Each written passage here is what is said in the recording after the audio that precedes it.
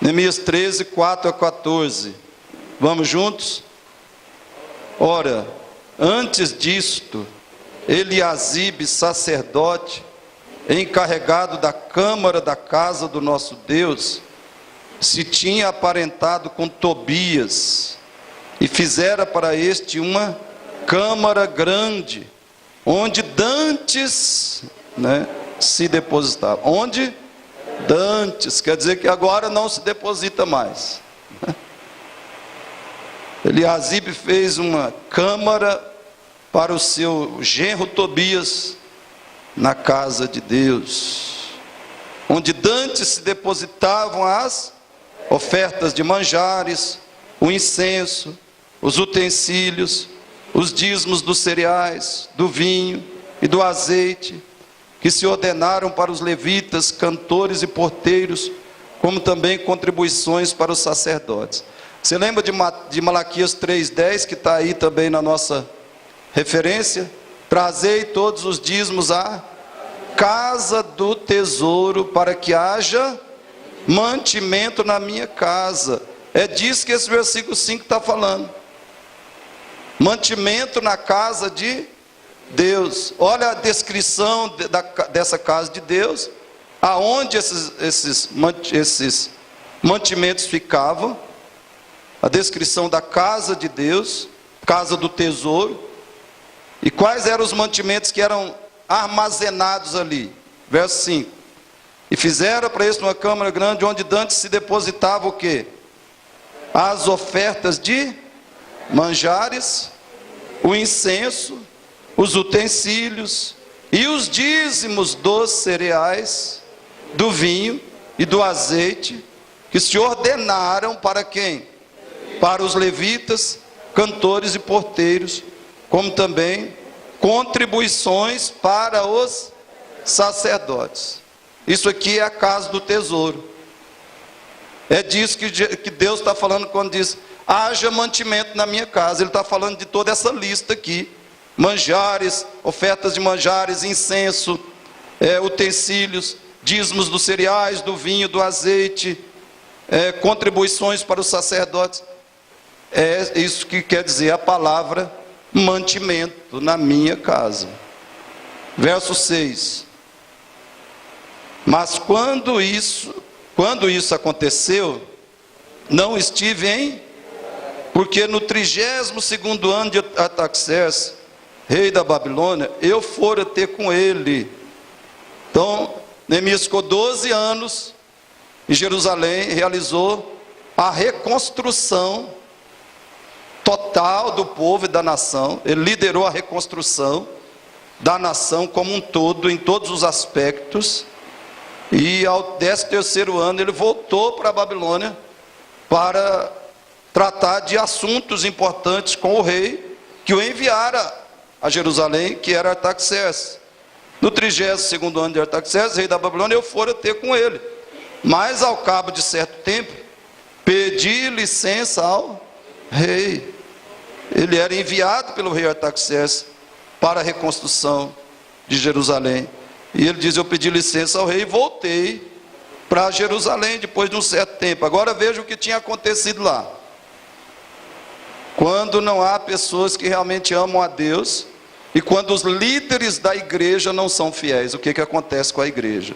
Verso 7: então soube do mal que Eliasibe, que era um sacerdote, um líder espiritual da igreja, fizera para beneficiar a Tobias, fazendo-lhe uma câmara nos pátios da casa de Deus. Aqui é a corrupção que você vê hoje dentro da igreja, na política e dentro da igreja. As pessoas fazendo coisas, tomando providências, tomando decisões para agradarem os homens, para satisfazerem os homens, para promoverem os homens dentro da própria igreja. E a palavra de Deus é esquecida, é ignorada. As determinações de Deus são colocadas de lado. Agora veja o 8. Isso muito me indignou. E aí tem gente que não gosta, né? Tem gente que fica furiosa quando o pastor ou algum líder fica indignado com a desobediência a Deus, com a irreverência, a profanação da casa de Deus, das coisas de Deus. Isso muito me indignou, a tal ponto que atirei todos os móveis da casa de Tobias fora da câmara. Uma medida severa, radical, porém necessária. A igreja, irmãos, precisa se manter pura. E para a igreja se manter pura, às vezes alguém tem que fazer algo inusitado e que escandaliza muita gente. Mas tem que ser feito. Tem que ser feito, senão o povo não desperta. E os fiéis, né? Os fiéis ficam ali, esmagados. 9, então, olha aí, não só eu tirei o mal da igreja, eu tomei a providência que tinha que tomar, então, ordenei que se purificasse as câmaras e tornei a trazer para ali os utensílios da casa de Deus, com as ofertas de manjares e o incenso. Então voltou a adoração, as práticas, os princípios de adoração ao Senhor. Olha o 10, houve a purificação, houve o restabelecimento da adoração. E o 10, também soube que os quiões dos levitas não se lhes davam, de maneira que os levitas e os cantores que faziam o serviço tinham fugido, cada um para o seu campo. Eles não tinham manutenção, não havia mantimento na casa de Deus. Se eles não tinham manutenção, eles não tinham meios de sustento para fazer o serviço da casa de Deus, como é que eles iam ficar ali? Verso 11, então contendi com os magistrados, esses eram os líderes, eram os responsáveis por manter a ordem, a reverência, a fidelidade, a santidade na casa de Deus, manter a verdade de Deus, manter o culto puro a Deus, os magistrados. Mas eles foram infiéis, começou por eles, e disse, por que se desamparou a casa de Deus? É o que muitos antidizimistas propõem hoje, que se desampare completamente a igreja, como se a igreja pudesse viver de migalhas, né? Porque a avareza do coração humano, o homem está cada vez mais ensimesmado, cada vez mais o que? Ensimesmado. Cada um quer trabalhar bastante, sim, mas para angariar, para acumular tesouros para si nessa terra, não para trazer para Deus mais do que o dízimo. Como eu já falei para vocês, não tem nada, nenhum problema com os antidizimistas que dissessem assim, eu sou contra o dízimo porque eu acho que deve dar 15%, 20%, 50% da renda para Deus, porque esse 100% é dele. 100% do que nós temos, possuímos, ganhamos é de Deus. Então é para a igreja dar mais de 10%, não é para ficar aí preso a esse limite, a esse mínimo, não. Se nós somos cristãos, nós amamos a Deus, amamos o reino, amamos a obra missionária, então vamos dar mais que 10%. Esse negócio de dízimo é da lei. Não tem nada contra esse pessoal, não. Só que eu não vejo nenhum antidizimista falando isso. Eu nunca ouvi esse discurso. O severo, persistente, rigoroso combate ao dízimo hoje é para dar nada ou menos. E aí o argumento, né? Hipócrita, é para dar segundo o propósito no coração. Coração. O que a Bíblia fala sobre o coração, irmãos? Então é isso que eles querem. Por isso que é muito fácil seguir esse argumento, né? Que é dar segundo o propósito do coração. Eu quero dar migalhas para Deus, e aí eu vou usar esse argumento mesmo. Vai seguir seu coração para ver? Não sei a Bíblia, não. Aí ele diz aqui, ó, se desamparou a casa de Deus. Por que se desamparou? Por causa da avareza, da incredulidade, da apostasia da igreja. E é isso que nós estamos vivendo hoje. Porque o combate intenso ao dízimo hoje? A apostasia da igreja. Esse é um elemento da apostasia, que marca, que caracteriza a igreja em nossos dias. E muitos cristãos estão nesse caminhozinho da apostasia. Continue: ajuntei os levitas e os cantores e os restituí a seus postos. Ajuntei os levitas, ajuntei os cantores, ajuntei aqueles que deviam servir de tempo integral na casa do Senhor e os restituí aos seus postos. 12. Então todo Judá, porque todo Judá tinha sido infiel, toda a igreja estava sendo infiel, e é o que está acontecendo hoje, né? Grande maioria trouxe os dízimos dos cereais, do vinho e do azeite aos depósitos, para que haja mantimento na minha casa.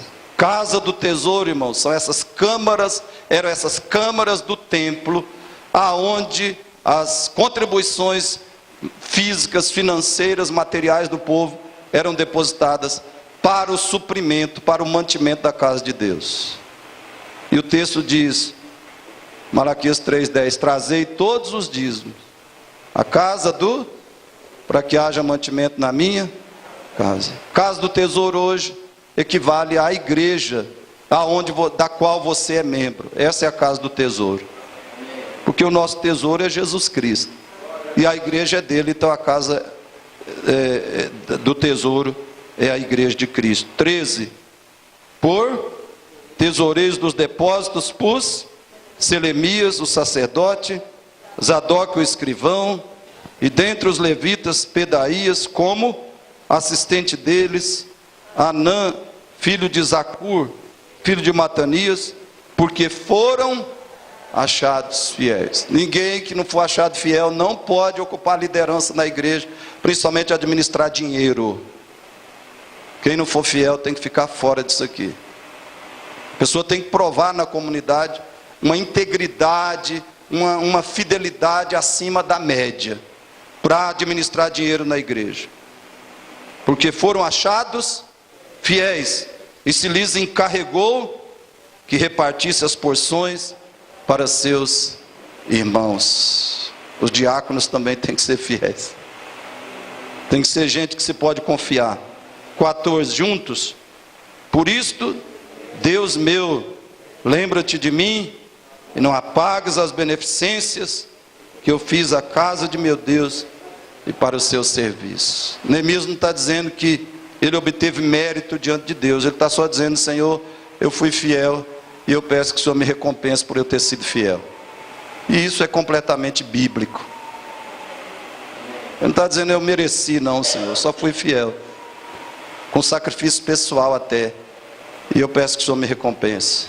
Eu espero isso. É o que ele está pedindo, e é o que você pode pedir.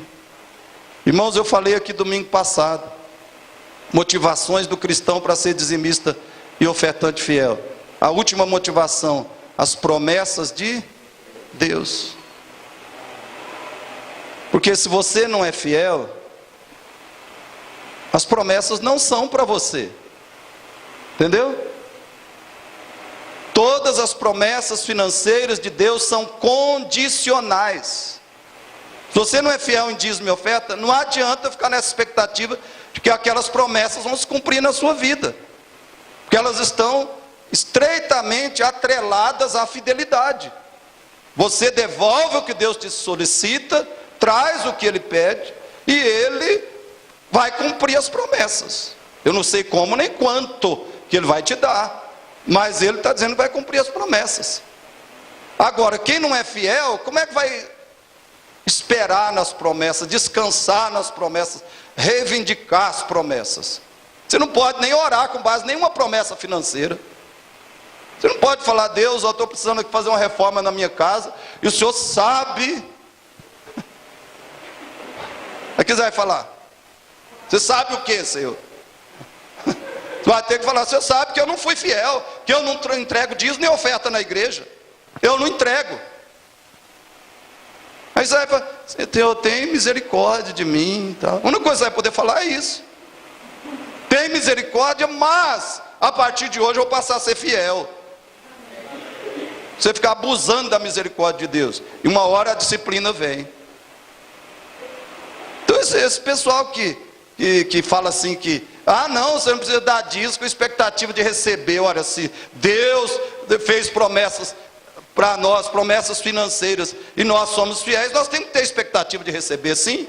E podemos orar com base na fidelidade que nós fizemos, que nós tivemos diante de Deus. É simplesmente isso, irmãos. Agora esse negócio, claro, você não dá dízimo a Deus, você não dá oferta, primeiro para receber as coisas. Se dá porque se ama, nós falamos aqui.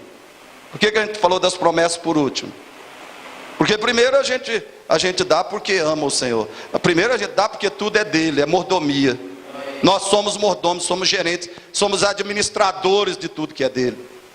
E devemos devolver a parte que ele solicitou. E o que ele solicitou? No mínimo 10%. Somos administradores. Os 90% também não são nossos, a gente tem que orar e pedir sabedoria para administrar os 90%, porque se jogar no mato, Deus também vai tratar com você.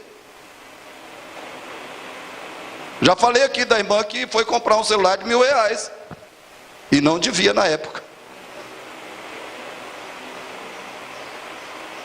Não devia. Então os 90% é de Deus. Tem que saber como é que você vai gastar. Mas tem aquela parte que ele falou para você devolver. Você é um administrador. Leia Gênesis 37. José na casa de Potifar. É um tipo perfeito. Ali está a descrição perfeita do que deve ser um cristão. José na casa de Potifar. Administrou. José não possuía nada, não era dono de nada, era um escravo, era só um gerente, um administrador. E ele administrou com toda a fidelidade e Deus prosperou. Deus fez prosperar. Por causa de administração fiel, íntegra, administração competente de José. É isso que Deus espera de mim e de você. Em tudo que Ele coloca nas nossas mãos. Os 10% que tem que devolver e os 90% que ficam com a gente. Nós temos que ser administradores íntegros, fiéis, competentes, sábios como era José. Esse princípio da mordomia, da administração, está ali em Josué 37. A gente tem que aprender com José. Ali estão todos os princípios. Como é que eu administro tudo como mordomo de Deus? Como gerente do que é de Deus, do que Ele me deu, o carro, como é que eu administro o carro, como é que eu administro minha casa, meu salário, meus filhos, minha esposa, meu marido, como é que eu administro, porque a esposa não é minha, o marido não é meu, os filhos não são meus, como é que eu cuido disso, de modo que Deus seja glorificado, que Deus olhe e sorria, como é que eu administro? Essa é a questão, irmãos. E é por isso que muitas vezes a gente sofre. A primeira motivação é a mordomia. A segunda é o amor. A terceira é a gratidão. A quarta é a fidelidade. E a quinta motivação é as promessas. São as promessas que Ele fez de recompensar quem é administrador fiel. Quem devolve o que é dele, por exemplo. Não devolve, você vai orar como? Qual argumento você vai usar? Se todas as promessas de Deus estão vinculadas à fidelidade e à obediência nossa. Ele só vai cumprir as promessas para quem é fiel, para quem é obediente. Quem não é fiel vai viver, vai ter que apelar só para a misericórdia dele. E muitas vezes, pela misericórdia, ele vai aí nos sustentando, né? Ele vai nos sustentando, só que não passa daquilo. Não passa.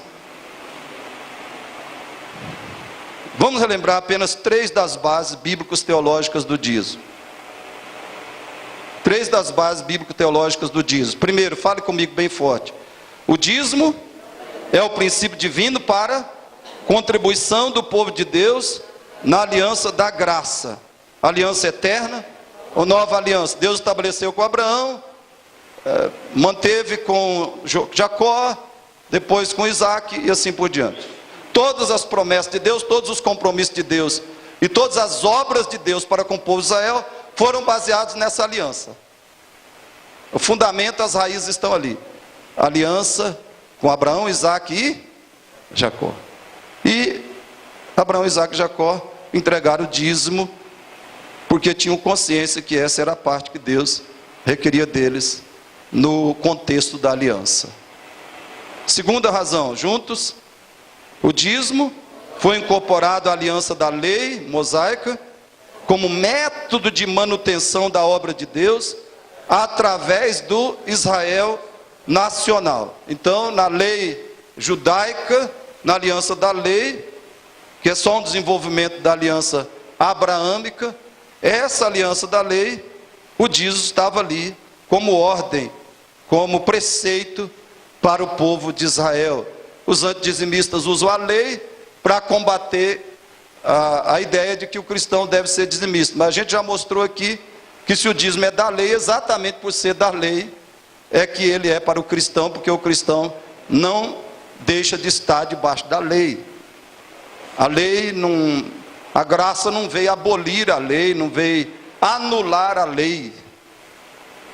A graça veio para nos dar salvação, só isso. Amém? A graça veio para nos salvar, porque sem a graça nós não poderíamos ser salvos. O apóstolo Paulo diz que quem cumprir toda a lei e não tropeçar nenhum só um ponto, será justificado pela lei. Quem é que consegue? Você consegue? Se você conseguiu, põe a mão aqui na minha cabeça, passa um pouco de unção aí. Porque eu quebro a lei todo dia. Né? Eu quebro a lei todo dia. Se alguém conseguir cumprir a lei, o apóstolo Paulo diz em Gálatas, diz em Romanos, quem praticar todas as obras da lei, será justificado pela lei. Não precisa de Cristo. Você consegue? Eu não consigo. Então passa a unção. Transfere, não tem a transferência de unção aí hoje? Não é? Está na moda? Não está na moda a transferência de unção? Transfere para mim. Então a lei, a graça, irmão, veio por isso. Não para abolir a lei, não para neutralizar a lei, não para acabar com a lei, como nosso manual de regra, de fé, de prática, de vida cristã, de vida espiritual. A lei é para isso. Agora a graça, ela já vem até para nos capacitar a cumprir a lei. O que você aprendeu aqui com o pastor Sérgio Reis?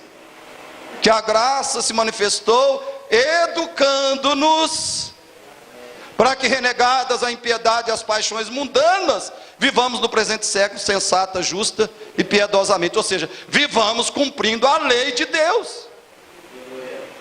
A graça veio para nos salvar da condenação da lei e para nos capacitar a viver a lei, a santidade da lei, que é a própria santidade de Deus. A Bíblia não diz sede santos como eu sou santo? Deus não ordena isso? Isso é a lei.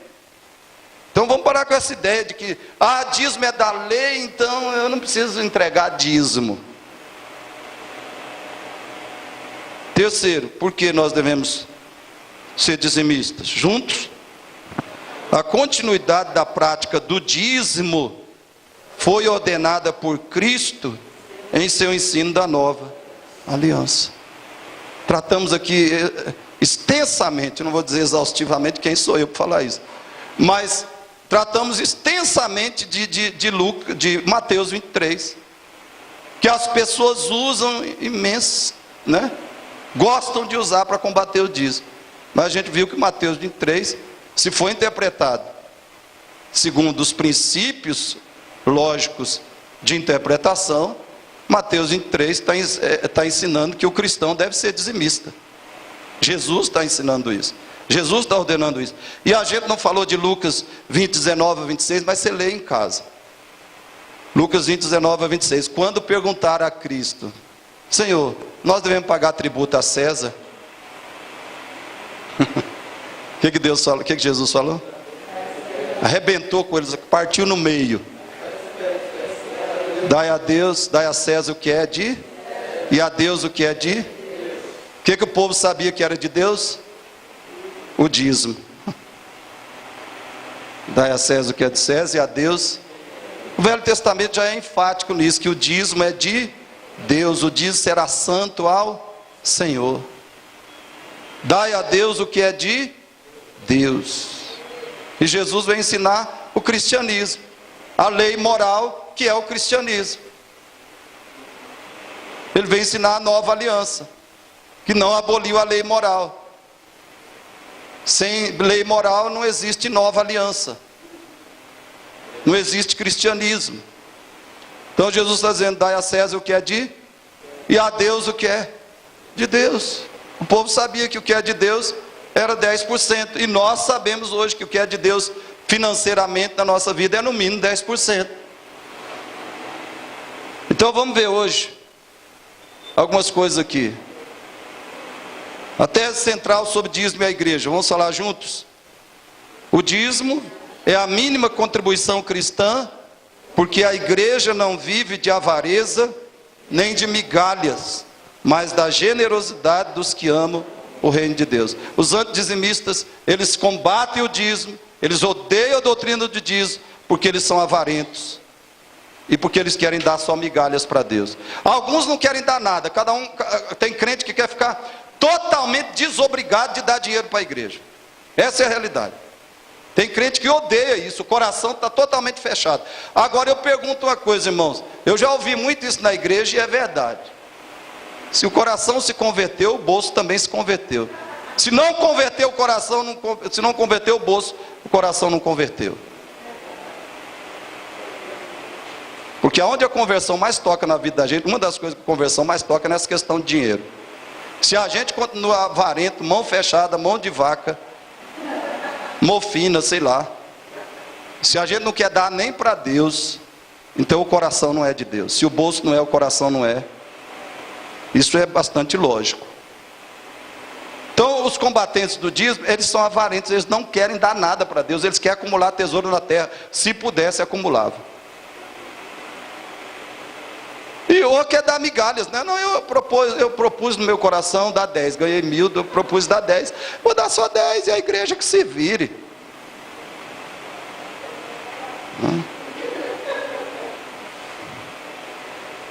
O dízimo é a mínima contribuição cristã, porque a igreja não vive mas da generosidade dos que amam o reino de Deus. A igreja vive da generosidade dos que amam o reino de Deus. Na velha aliança, a obra de Deus necessitava de dízimos e ofertas. Na nova aliança, a necessidade é a mesma ou maior. Fale comigo de novo.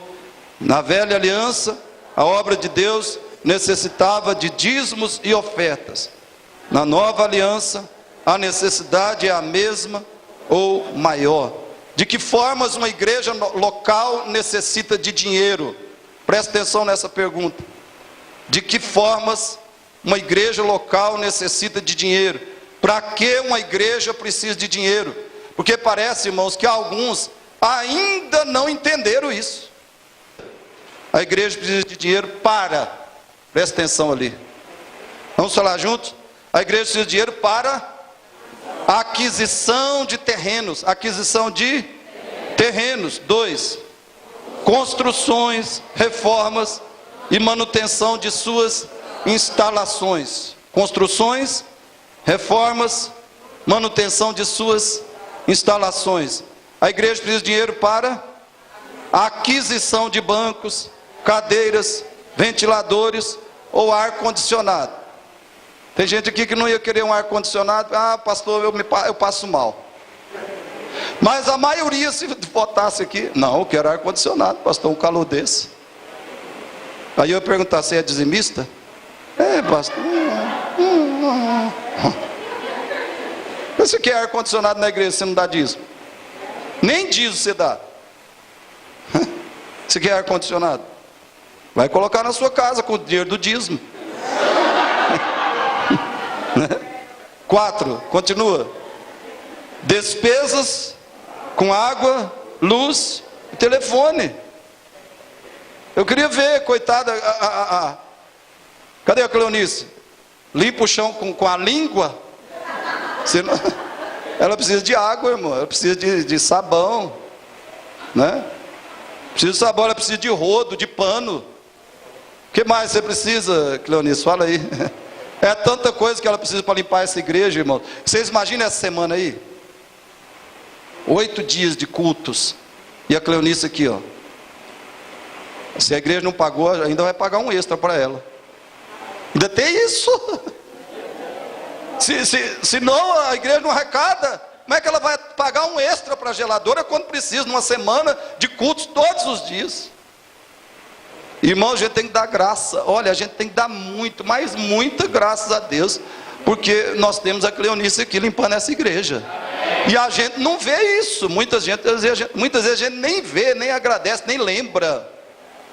Que a gente chega aqui, cadeira está limpa, chão está limpo, que vai lá no fundo, está tudo limpo, está tudo arrumado. Por quê? Que a gente tem uma zeladora, e que é fiel, que é trabalhadora, né? Que é zelosa. Agora, ela precisa receber no final do mês. E às vezes precisa receber, né, um extra. Porque ela tem dias que ela tem que trabalhar aqui, que ela não era obrigação dela. E você sabe qual que é, na verdade, a função da igreja? A nossa igreja não tem CNPJ ainda. Mas você sabe qual é a função da igreja? A igreja tinha que registrar, tinha que pagar todos os direitos dela. Ela é uma voluntária aqui. Se ela sair daqui e o diabo colocar no coração dela, nós estamos perdidos.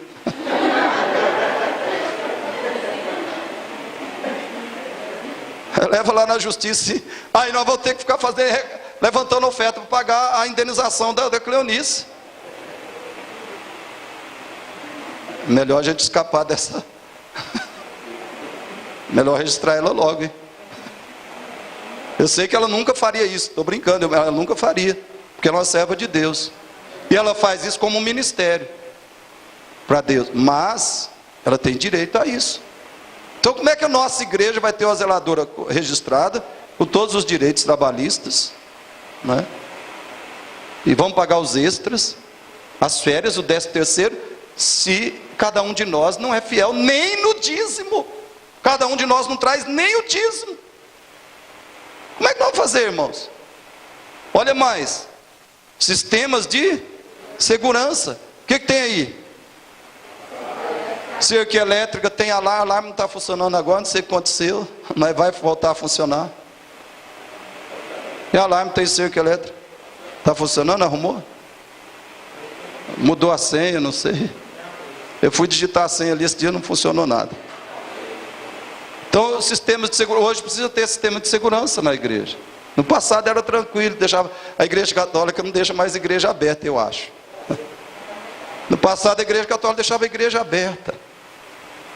O dia todo. Hoje deixa aberto para ver. Lá em Grão-Mogó ainda fica aberta a igrejinha histórica lá. Mas em vários lugares não pode mais ficar. E pelo contrário, além de fechar, tem que pagar empresas de segurança, pagar sistemas de segurança. Sem dízimo, como é que vai fazer? O que mais, irmãos? Instrumentos musicais. De vez em quando a nossa igreja tem que comprar um instrumento musical que cada vez está mais caro, cada vez está mais oneroso. 7, o que mais? Literatura para a escola dominical e evangelização. Escola dominical, irmãos, de vez em quando a Rosana pega o telefone, liga na editora, e lá vem o pacotão para a escola dominical, só porque eu não uso lição, revista aqui, senão tinha mais isso. Mas aí a igreja tem que pagar a fatura do material da escola dominical. Você sabe quanto que foi? 4.000 mais 3.000 panfletos evangelísticos que a gente publicou por último. 4.000 mais 3.000 panfletos, sabe quanto foi? R$800. Não está barato material de gráfico, material para evangelização. R$800. E dificilmente alguém aqui se sentiria muito bem de sair para evangelizar sem ter um folheto na mão. Só que custou R$800. Então a gente tem que ter consciência. 8, o que mais? Socorro a pessoas, famílias necessitadas. Por que a gente ainda levanta cesta? Ainda pede para trazer cesta? Porque a arrecadação da igreja, que devia ser, ainda não é suficiente para dar as cestas, para pagar uma água, pagar uma luz de uma pessoa necessitada, pagar uma consulta, comprar um medicamento. Mas a igreja tem feito isso. Como é que vai fazer sem dízimos e sem ofertas? 9, que mais? Aquisição, manutenção de veículos ou pagamentos de transportes diversos. A nossa igreja não tem veículo. O ideal seria que a nossa igreja tivesse pelo menos uma van. Com o número de membros que tem, o ideal tinha que ter pelo menos uma van.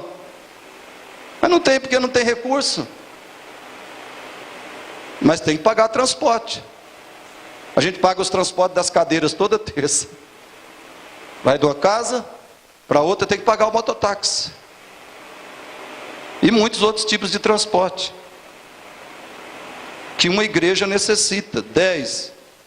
Manutenção de escritório pastoral, secretaria da igreja. Toda igreja, procura aí em Montes Claros. Toda igreja que tem uma estrutura financeira melhor, tem uma secretaria. E tem uma secretária, que tem todos os encargos. Tem um escritório pastoral na igreja. 11. Produtos de limpeza e manutenção de zelador, que a gente já falou. 12. O que mais que uma igreja precisa? Manutenção de pastor ou pastores locais e envio, sustento de missionários. Tudo isso faz parte da missão da igreja. Para tudo isso ela necessita de dinheiro. Veja 1 Coríntios 9, 13 e 14. 1 Timóteo 5, 17 e 18. Onde diz que os pastores da igreja precisam ser sustentados pela igreja. Devem ser sustentados pela igreja. Então, irmãos, na velha aliança, Deus instituiu o dízimo por causa das necessidades da igreja. Por que na nova aliança Deus cancelaria o dízimo se a obra de Deus permanece precisando de recursos? O lógico é nós pensarmos que o dízimo permanece como o piso da contribuição cristã. O que é o piso? Não é isso aqui que eu estou falando, não. O piso é o mínimo. É o valor mínimo com que se deve contribuir para a obra de Deus.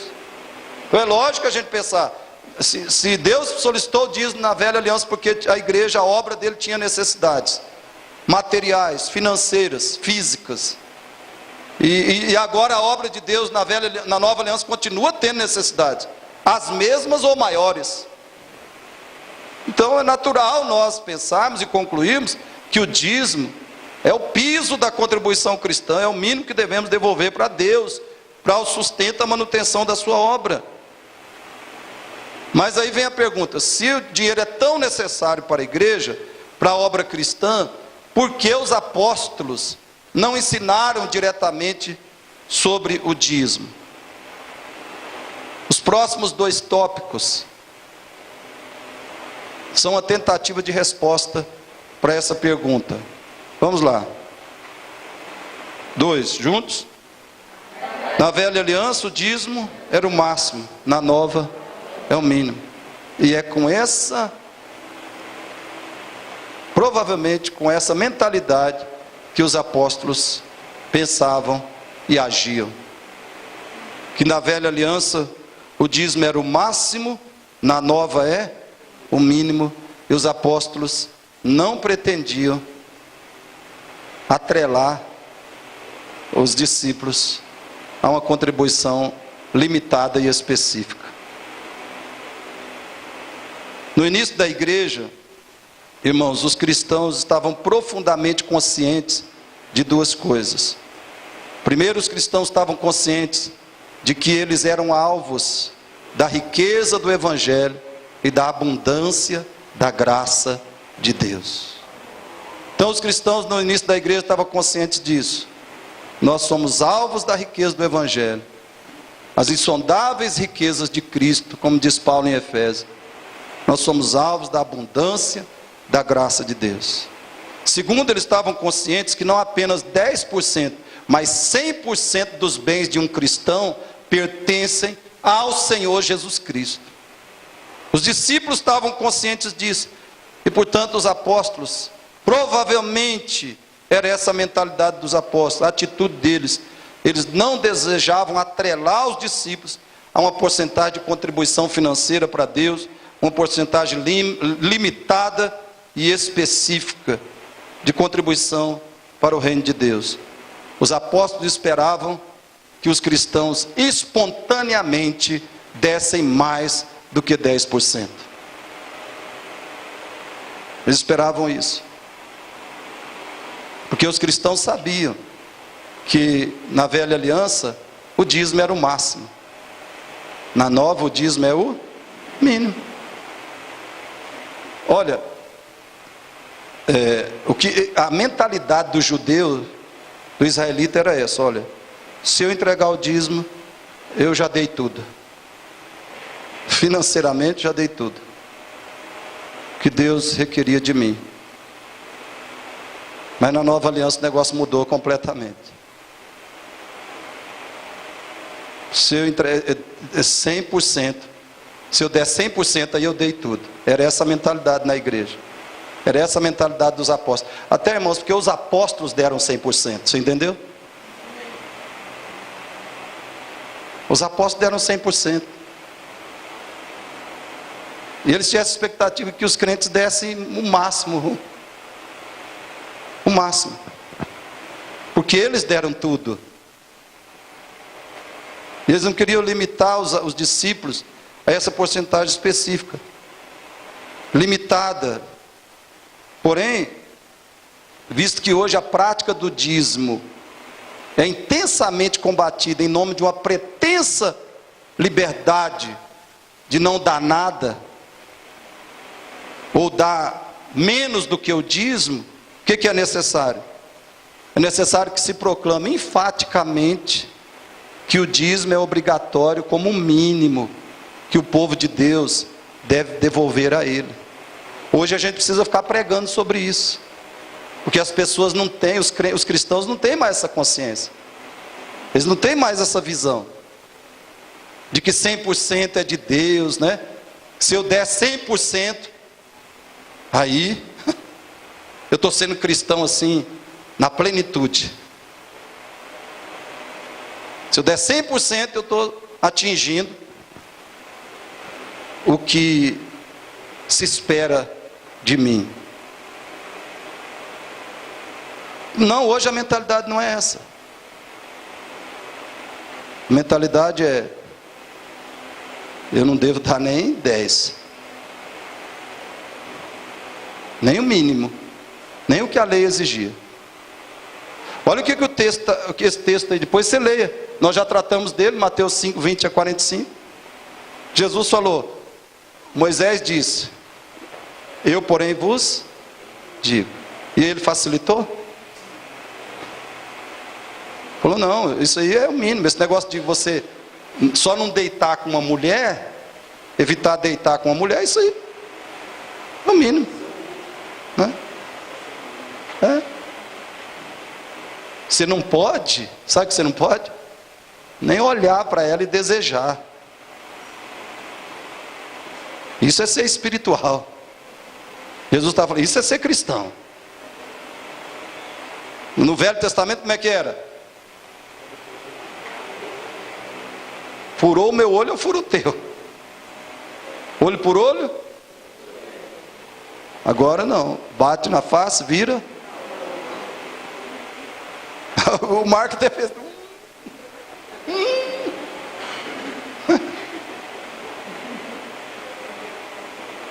Então, irmãos, o negócio agora é mais, não é menos. Não é menos. E os apóstolos tinham essa atitude, eles deram tudo, eles deram 100%, eles esperavam que os crentes dessem mais que 10%. Terceiro lugar, vamos juntos? Na velha aliança o motivo da contribuição era a lei, na nova é o amor ou...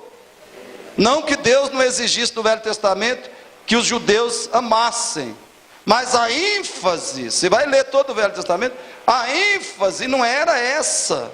Pelo menos na lei mosaica. A ênfase não era o amor. A ênfase não era o amor. Vou repetir. A ênfase na velha aliança não era a prática do amor. Qual era a ênfase? A prática da lei. Ó, se eu obedeço o princípio e pronto. Por isso que tinha essa ideia. Se eu não deitar com a mulher, eu não adulterei. Aí Jesus falou, se você olhar para a mulher e desejar, você não amou. Então se adulterou. É uma questão do coração. Amarás o Senhor teu Deus com todo o teu coração, alma, força e entendimento. Então agora a força da relação, do relacionamento com Deus, a força do cristianismo, o poder do cristianismo, o impulso do cristianismo é o amor. Não que nós não estamos debaixo da lei, mas agora a ênfase é praticar a lei por amor, por causa do amor. Nós amamos porque Ele nos... O impulso agora é o amor. A ênfase está no amor. Antes não estava. Então, na velha aliança, o motivo da contribuição, ou a força, maior da contribuição era, hoje é o amor ou generosidade. Generosidade, que é a forma do amor na contribuição financeira. Não só, mas também. Abra a sua Bíblia aí, por favor. Atos 2, vamos ler só esses 2 textos de Atos ali.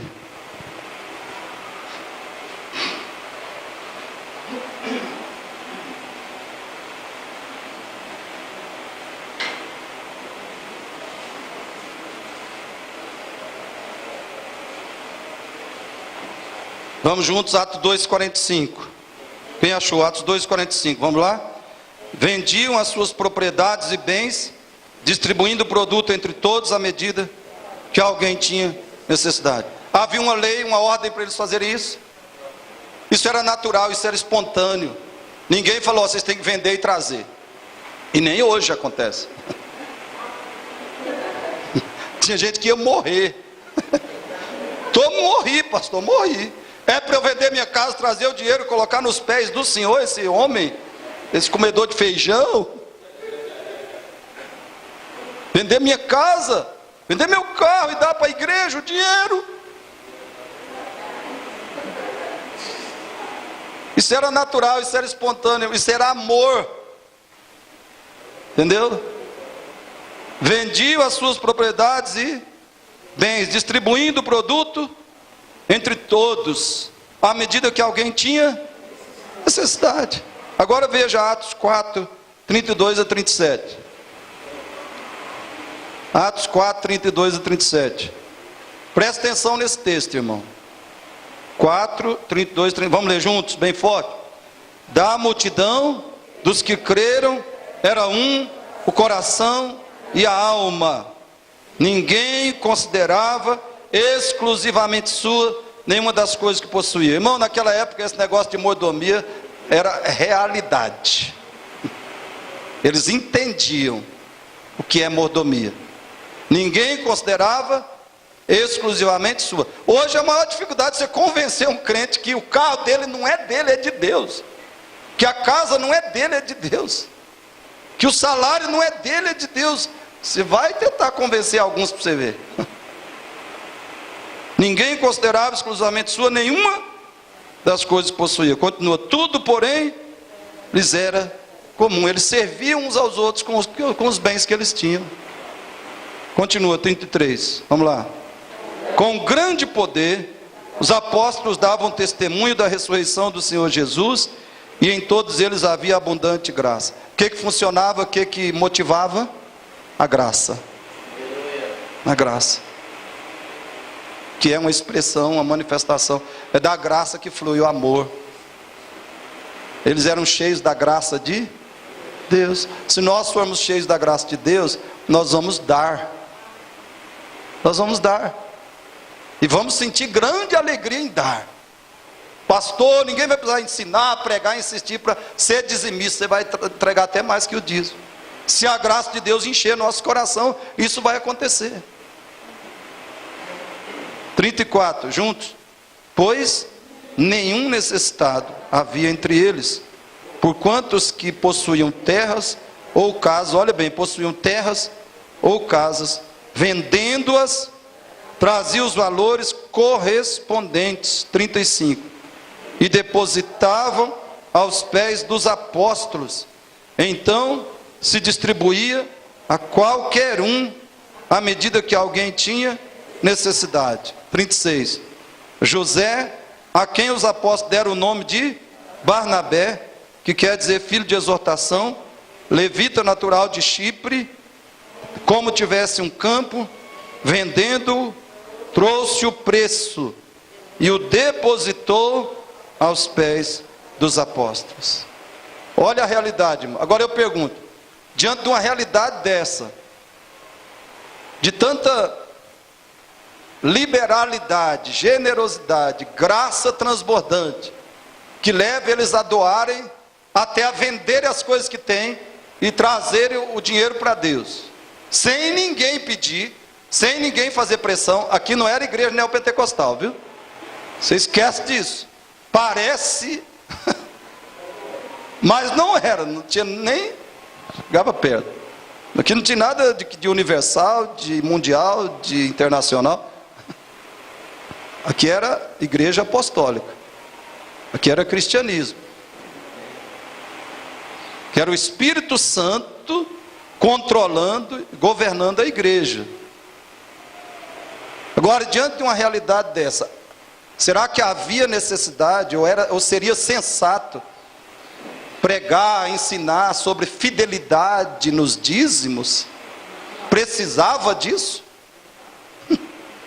As pessoas não davam dízimo. As pessoas não se limitavam ao mínimo. Elas davam tudo. Então não precisava ficar falando de dízimo e oferta.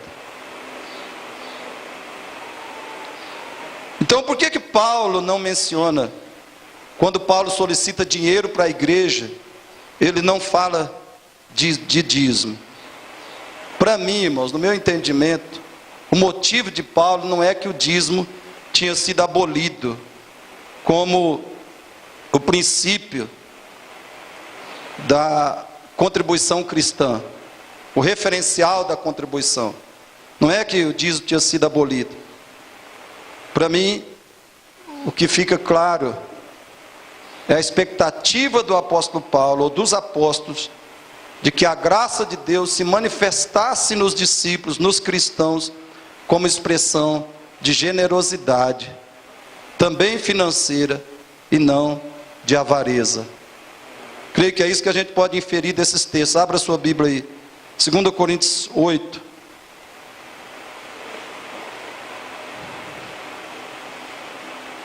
Segundo Coríntios 8, 7 e 9. 8, 7 e 9. Quando Paulo solicita dinheiro para a igreja, ao que ele apela? Ele apela ao amor dos cristãos. Ele apela à generosidade dos cristãos. Vamos continuar aí, 2 Coríntios 8, 7, 9, juntos, o que diz? Como, porém, em tudo manifestais superabundância. Olha a linguagem dele, superabundância. Tanto na fé e na palavra, como no saber. E em todo cuidado, e em nosso amor para convosco. Assim também abundeis nessa graça, que era a oferta para os necessitados de Jerusalém. Pois conheceis a graça de nosso Senhor Jesus Cristo, que sendo rico, se fez pobre por amor de vós. Paulo está dizendo, olha, vocês sabem o que Cristo fez, Ele deu tudo. Essa era a argumentação. Cristo deu tudo.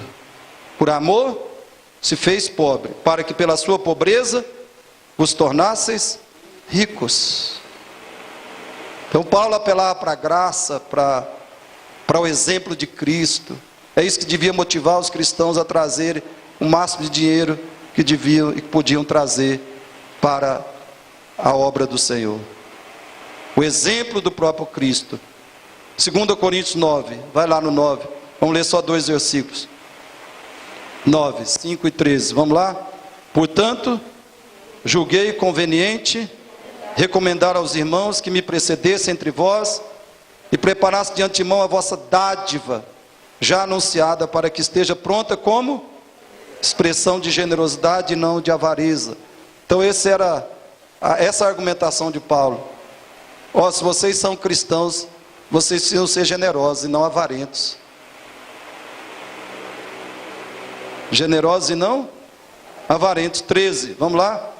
Visto como na prova dessa ministração, glorifico a Deus pela obediência da vossa confissão quanto ao Evangelho de Cristo, e pela liberalidade com que contribuís para Ele e para todos. Ele esperava generosidade, ele esperava liberalidade, ele esperava que a igreja fosse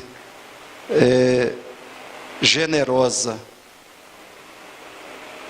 Então, irmãos, a falta de exigência direta, clara do dízimo pelos apóstolos, concluindo, presta atenção, concluindo.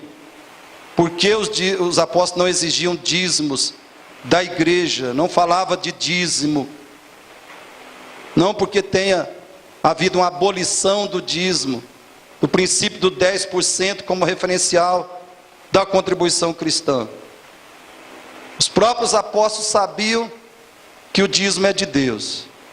Depois você vai ler lá Deuteronômio 26, 12 a 15, Levítico 27, 30 a 32. Agora, quando você dá qualquer doação acima do dízimo, você está entregando o dízimo e mais um valor. Então aí só se pode chamar isso de oferta. Por isso que os apóstolos trabalham com a ideia de oferta. E já inclui o dízimo e vai além dele. Mas os apóstolos sabiam que o dízimo é de Deus. Depois você leia, se você puder e quiser, Deuteronômio 26, 12 a 15, Levítico 27, 30 a 32.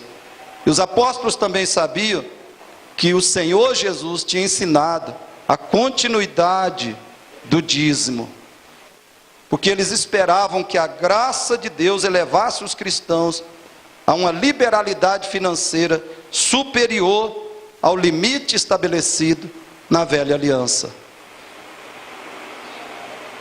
Porém, ainda assim, parece que um ou dois dos apóstolos ensinou o dever específico dos cristãos de serem dizimistas. Mas disso nós vamos tratar depois.